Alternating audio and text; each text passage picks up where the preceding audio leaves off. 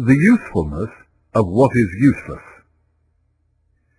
There was an old carpenter called She, who was travelling from his village with an apprentice child called Hui. One afternoon they reached the bottom of a shady valley and decided to sit down and have a picnic.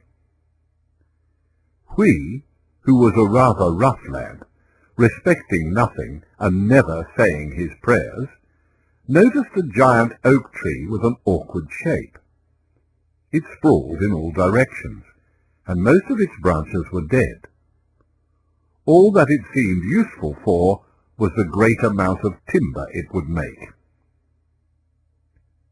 "Let us cut it down," said Hui to the carpenter, "for it is a useless tree.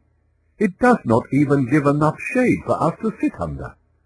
It measures 100 spans, as it is as high as half the hill. Each of its branches could be made into a boat." But the carpenter would not look at the oak tree, and he got up and hurried on.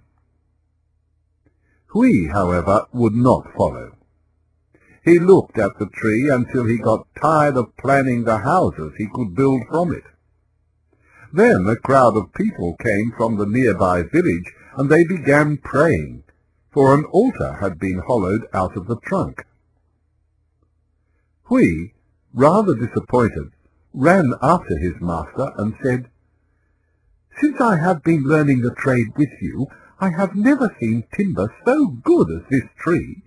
Why, sir, did you not look at it and hurry on without eating?" "Stop," said the carpenter. "That wood is useless. A boat made of it would sink, a piece of furniture would soon go to pieces, a door would be covered with sap, and a pillar for one of your fine houses would be riddled with worms. It is good for nothing, and that is why it has attained so great an age. The people admire its beauty, and poets write rivers of words about its shape."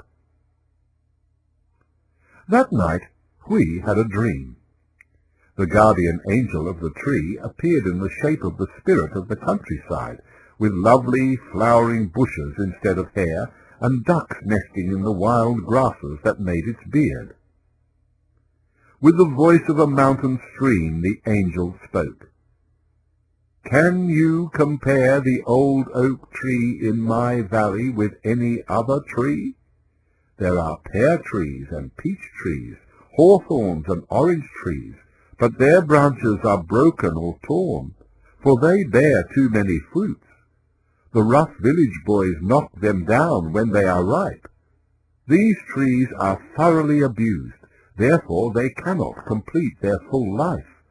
They come to an early end. Their riches bring about this destructive treatment. But the tree in my valley learnt to be wise when it was very small.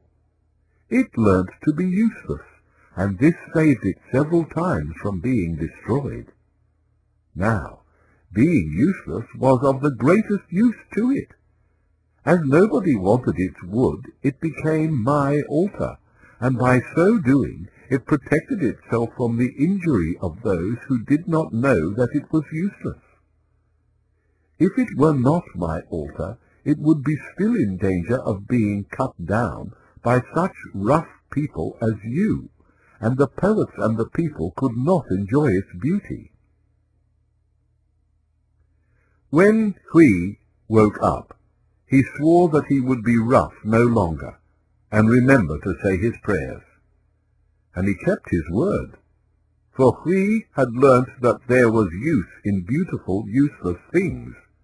That is, if you leave them alone.